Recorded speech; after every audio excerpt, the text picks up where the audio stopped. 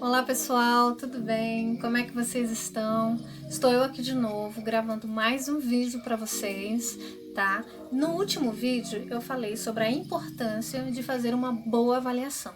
Então nós, psicopedagogos, precisamos nos atentar a essa etapa primordial, tá? Do nosso trabalho. Então, nesse vídeo eu vou começar falando da primeira sessão. O que a gente faz na primeira sessão? O que você, paciente, aprendente, família, né? Todos fazem parte desse processo. O que a gente faz na primeira sessão com uma psicopedagoga? Bom, é muito simples, vou explicar aqui tranquilamente o que a gente faz. Nós chamamos essa primeira sessão de entrevista contratual, tudo bem? Então, nesse momento, a gente marca uma sessão, agenda uma sessão com a família e com o paciente, tá? É importante que vá os responsáveis e o paciente, se ele for menor de idade, tudo bem? Então, assim, primeiro a família se encontra nesse momento da sessão. E aí a família me traz a queixa que ela supostamente pensa que pode ser o problema. Também pode ser uma visão da escola, tá? Às vezes parte dos pais, especialmente nesse período de quarentena, às vezes essa demanda vem da escola. Então a família vai me dizer qual é a queixa, qual é a demanda. Então a primeira coisa que a gente faz é isso. Nesse momento eu vou mostrar até uma ficha que eu utilizo, tá? Como entrevista contratual, vou mostrar aqui no cantinho, vamos ver se dá pra ver legal. Esse aqui é uma ficha onde eu anoto as informações da família e a queixa principal que essa família está me trazendo. E coloco as observações, né? Se essa demanda veio da escola, se os pais conseguiram visualizar, se estão aqui só porque a escola encaminhou, né? Sugeriu que fizesse esse acompanhamento, ou se foi a família que percebeu, quem percebeu e por que chegou a essa demanda, essa queixa. Por hora é só uma queixa, é uma demanda da família, tudo bem? Aí nós preenchemos isso daqui, esse relatóriozinho, essa fichazinha e tal.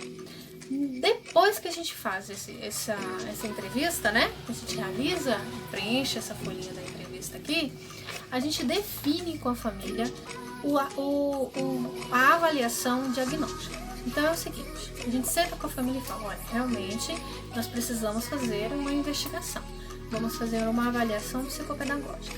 Aí nós explicamos para a família, olha, a avaliação psicopedagógica, ela tem todo um processo para acontecer.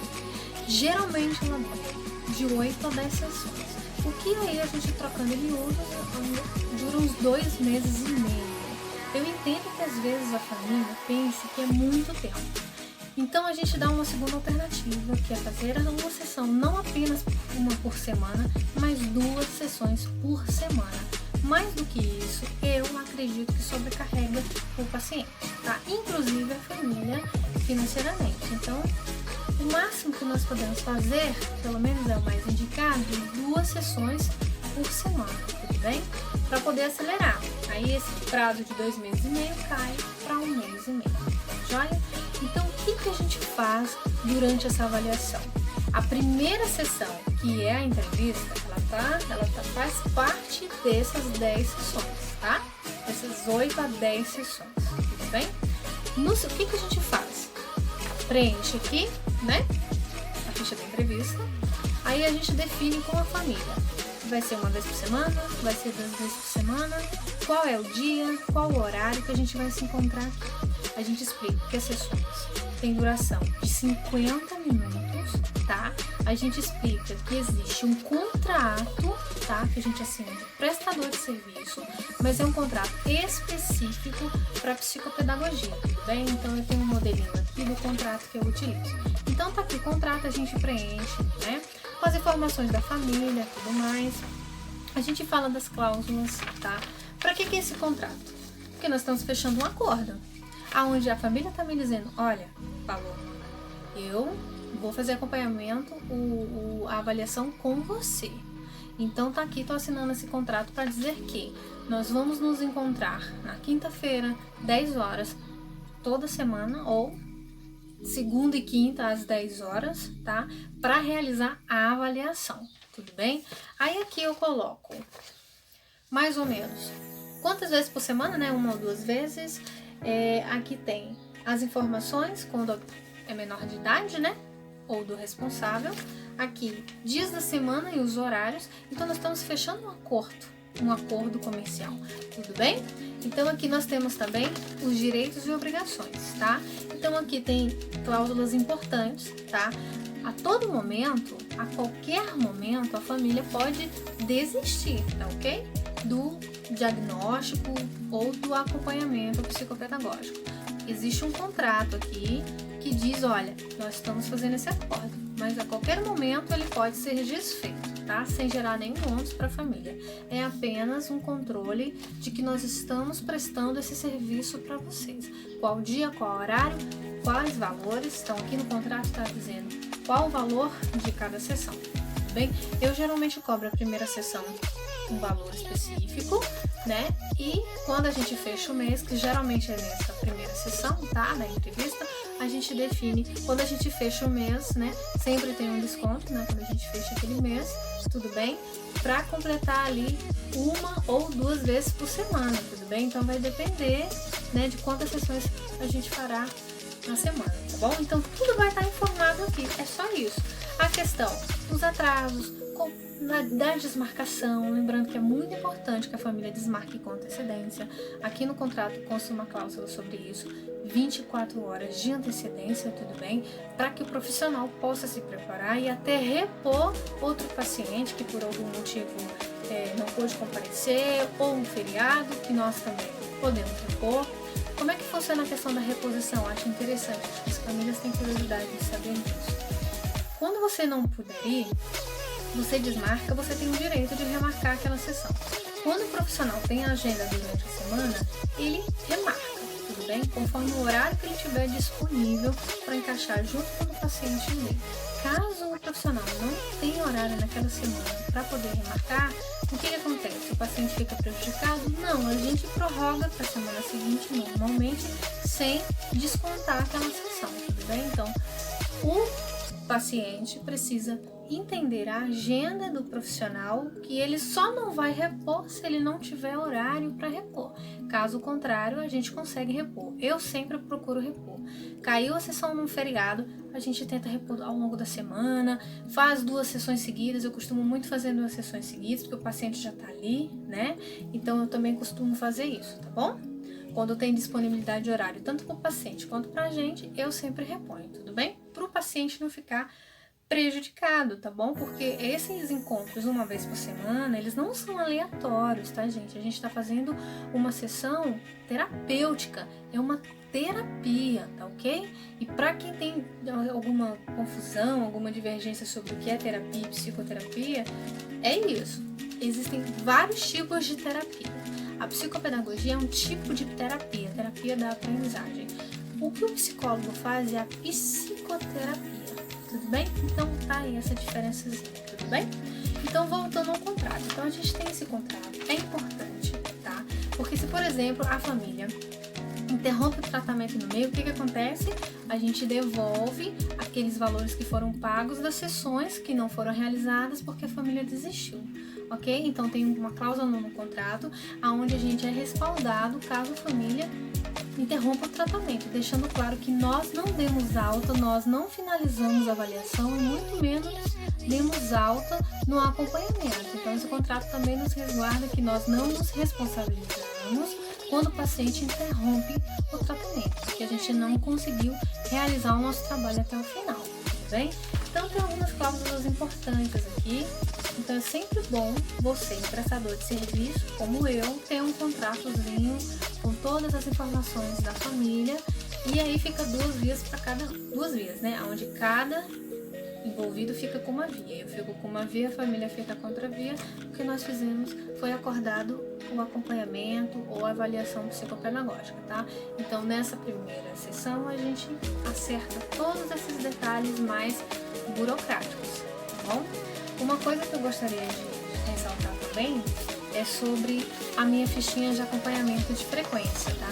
Então eu tenho essa fichinha de acompanhamento aqui, ó, que ela tem as informações básicas do paciente e tem aqui, ó, em cada quadrinho você data Aí tem o número de sessões, que não passa de 10, tá, gente? É no máximo 10 e no mínimo 8 sessões, já vou explicar por quê.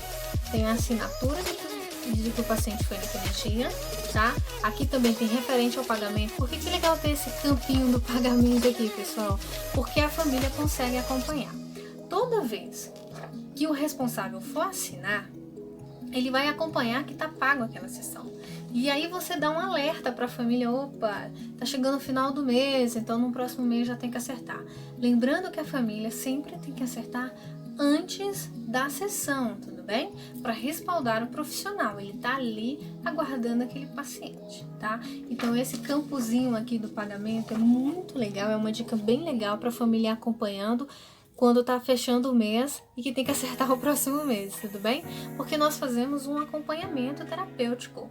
Não tem como um acompanhamento terapêutico ter 1 ou 2 encontros, né? É um processo, então a avaliação dura aí 2 meses e meio e depois vem um acompanhamento pedagógico, tá bom? Então, é por isso que a gente, né, combina com a família desse acerto mensal, porque os acompanhamentos, eles demandam tempo, eles levam tempo, tá bom?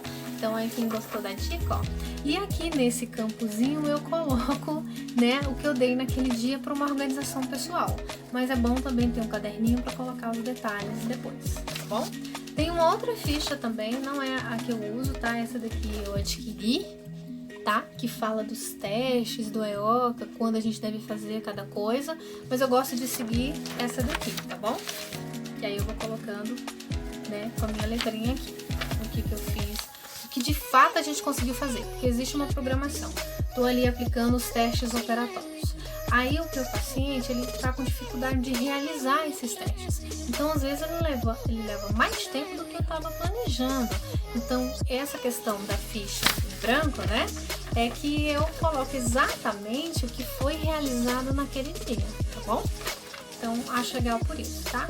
Vou mostrar aqui, já me antecipando, a ficha de tratamento. Então aqui tem diagnóstico e tratamento. Essa ficha de tratamento, ela tá totalmente em branco, tá? O que eu faço? Eu dato, também tem o número de sessões, que eu coloco de 1 a 10 no máximo, porque não passa disso uma sessão no mês, quando 2 vezes no máximo por semana você consegue usar só essa fichinha aqui.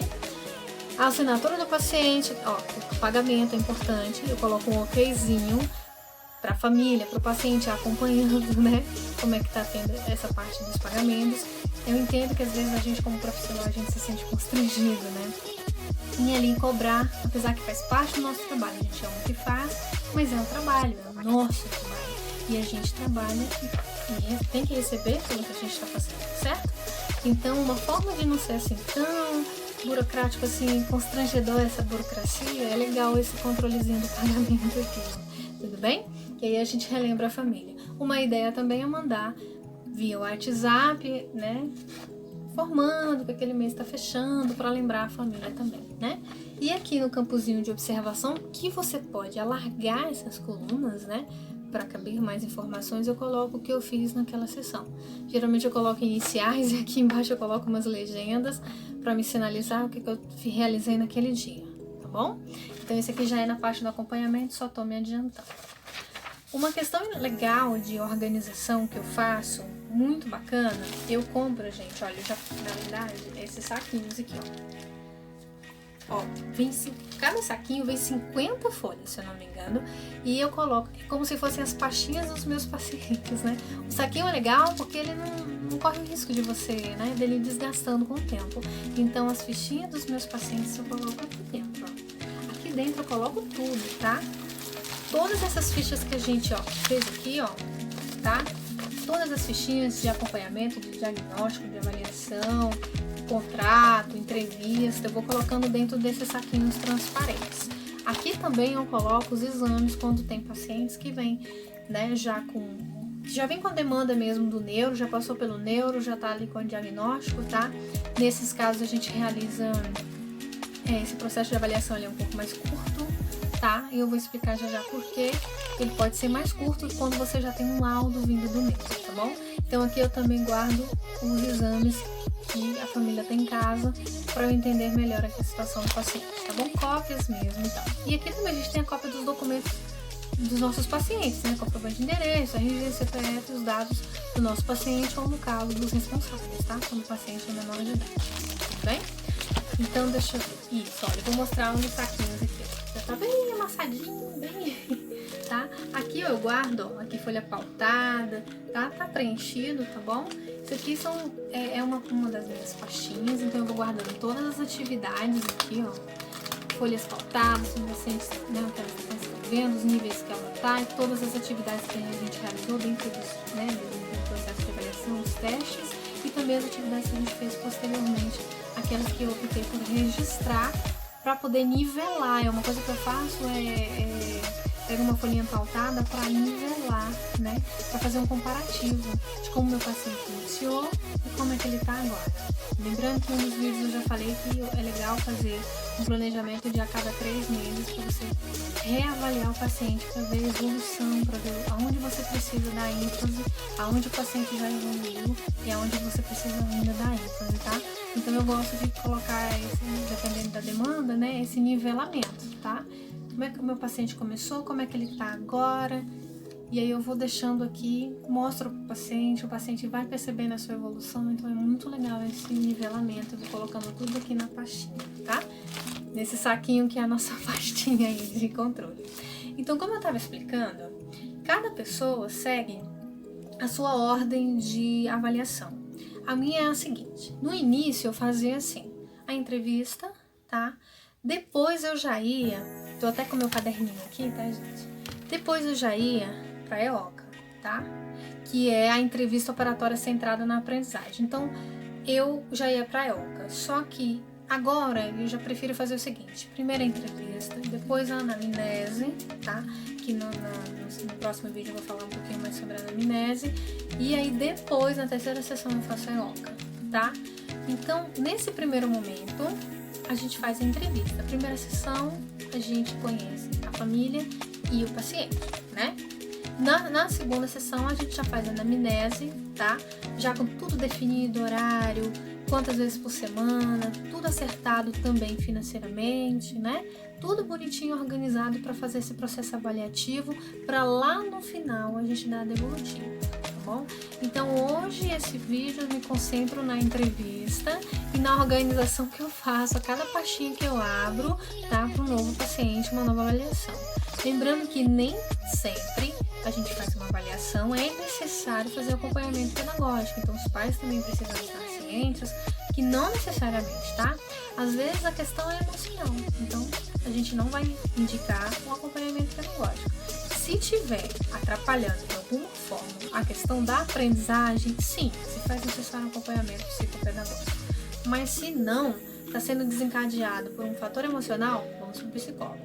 A desconfiança de algum transtorno, vamos fazer um laudo, um diagnóstico multidisciplinar. Vamos procurar o neuro, porque ele precisa diagnosticar e laudar este paciente, tudo bem? Então, nesse primeiro momento, nós fazemos a entrevista e é assim que eu faço, tá, pessoal? Então, para os psicólogos e para as famílias, o que a gente faz nesse primeiro encontro é isso, tá? Ouvir vocês, ouvir a queixa, a demanda, de onde veio, o que vocês acham que o paciente tem essa dificuldade, como vocês descobriram essa dificuldade, ou se no caso, como eu falei anteriormente, já é um paciente laudado, a gente consegue resumir. Por quê? A primeira sessão eu faço a entrevista, a segunda sessão é a anamnese, a terceira sessão é a OCA. Aí vem a quarta e a quinta sessão, os testes operativos, que são os testes piagetianos. Eu opto por fazer assim, tá bom? E vamos acompanhar aqui, né? Na quarta e na quinta, né? Na sexta e na sétima sessão, eu já opto pelos testes projetivos, tá? Algumas pessoas alguns profissionais não fazem os testes projetivos, deixam uma sessão apenas, tá? Mas eu gosto de fazer duas, porque uma é a dos desenhos, tá? Depois eu vou explicar com mais calma. E a outra eu destino a concluir esses desenhos, tá? E fazer a hora do jogo, que eu acho muito bacana. Na verdade, o tratamento, a forma que eu escolhi para avaliar, eu tive várias referências, eu li alguns livros, então manual prático, e juntei e uni o que eu acho que vai facilitar, vai fazer com que eu de fato chegue em fazer uma boa avaliação, sabe? Um bom diagnóstico. Então eu acho que nós temos que fazer sim, tá? As sessões com os testes projetivos relacionados aos desenhos, tá? Que depois a gente vai entrar com calma mais, né, a fundo nessa, né, o que a gente faz nessa sessão.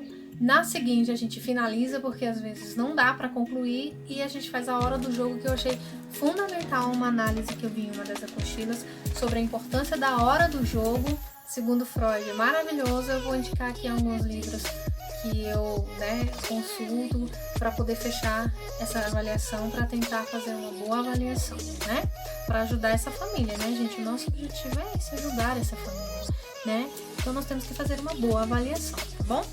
E depois, na 8ª e 9ª sessão, o que a gente faz? Os testes, que eu posso chamar assim, eu costumo chamar de testes que a gente vai analisar as habilidades específicas. Então tem os testes, o IAR, consciência fonológica, BAGMAT, então todos esses que avaliam leitura, linguagem, raciocínio, coordenação motora, matemática, a gente destina para essa 8ª e 9ª sessão, e na 10ª sessão a devolutiva, tudo bem? Então assim, cada vídeo, eu vou tentar fazer vídeos mais curtinhos, tá? Falando de cada etapa dessas, de cada sessão, não só para os psíquicos, quanto, né, para a gente trocar mesmo informações, o que vocês acham que agrega, o que eu acho que agrega, e as famílias entenderem o que a gente faz e por que a avaliação é fundamental, e não tem como o psicopedagogo atuar, fazer um acompanhamento sem a avaliação, ele fica sem norte, sem direcionamento. A gente precisa fazer a avaliação, tudo bem, gente? Não tem como fugir disso, tá? Eu sei que às vezes a família tá ansiosa, eu quero ir pro acompanhamento, meu filho, olha, ele precisa muito, eu entendo, tá? Mas não tem como a gente bular a avaliação, tá, gente? Não tem condição, tá bom? A gente pode acelerar fazendo 2 vezes por semana. No caso do paciente que já tem laudo, a gente tem que destinar a entrevista, não tem como fugir, tá? A anamnese e a devolutiva, não tem como fugir. Tá? Então, dependendo do paciente, você vai fazer a OCA, né? E você vai reduzir um pouco esses testes ou direcioná-los. Você pode destinar uma sessão apenas para os testes piagetianos, né? Os operatórios, uma sessão para os projetivos, para você conhecer aí o que eu chamo de lado emocional do paciente. É importante a gente entender a dinâmica do paciente em casa, com a família, na escola, né? Como ele está se sentindo naquele momento. Então, tem que fazer pelo menos uma sessão disso. E uma sessão, gente, mais voltada para o que foi para o laudo. Por exemplo, uma criança que foi laudada com TDAH, então nós vamos realizar testes voltados para esse transtorno, tudo bem? Então, uma sessão, de repente, você consegue ali investigar um pouquinho só para conhecer aquele paciente. Aí você consegue reduzir um pouquinho, tá? E não fazer as 10, mas estamos começando do zero, o paciente veio encaminhado da escola, ou a família percebeu ali nessa pandemia, por ajudar o aluno, é ideal que a gente realize as 10 sessões, porque a gente vai investigar em todos os âmbitos, em todos os campos daquele paciente, tá? E aí a gente acaba não passando batido, sabe? Em algum fator importante, que é a justificativa daquela dificuldade de aprendizagem, tá bom? Ou até ajudar e auxiliar a descobrir um transtorno, tá bom? Então, gostaria muito que as famílias entendessem que não tem como. Existe um motivo para a gente realizar a avaliação, tá bom? Não é aleatório, não é para desacelerar o processo, não, ele é fundamental para a gente fazer o acompanhamento. Às vezes a gente descobre que o paciente não precisa, que ele precisa de outro tipo de acompanhamento, tá bom? Um psicólogo, ele faz o acompanhamento com o psicólogo e resolve tudo. Então, assim, a gente precisa fazer uma boa avaliação e não pular as etapas e não reduzir a quantidade de sessões para começar logo o acompanhamento, porque isso pode ser muito prejudicial, tá bom? Eu acho que eu falei tudo que eu falei que ia falar posteriormente, né? A redução de tudo. Então, pessoal, é isso, tá? Espero que vocês gostem do vídeo. Quem gostar, dá um likezinho. Quem gostar dos meus vídeos, dos conteúdos que eu trago, se inscreve aí no nosso canalzinho, tá bom? Quanto mais pessoas a gente alcançar, mais essa área, essa profissão tão maravilhosa que é terapeuta da aprendizagem ou psicopedagoga, como você preferir, tá? A gente que é da área da educação, eu sou pedagoga, também sou professora de língua portuguesa, então assim, literatura brasileira que eu amo, então assim, tudo aqui na área da educação, o que a gente quer é ajudar esses pacientes, acolher essa família, tá? Nesse momento difícil, quando a gente identifica uma dificuldade e a gente quer descobrir o porquê dessa dificuldade e ajudar esse paciente a aprender ou descobrir esse transtorno e auxiliar e acompanhar até que ele alcance até onde ele pode chegar, mesmo tendo um transtorno, tá? Às vezes tem alguns transtornos que, devido a um bom acompanhamento, ele evolui e ele sobe níveis, tá bom?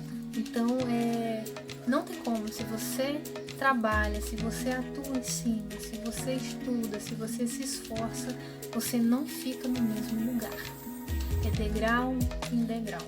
A gente sempre evolui, a gente só não evolui parado, né? Enquanto a gente persistir, tentar evoluir, a gente vai evoluir e nós, psicopedagogos, podemos ajudar você nesse processo, tá bom? Então, fiquem com Deus, dá um likezinho aí no canal. Beijo. Tchau, tchau.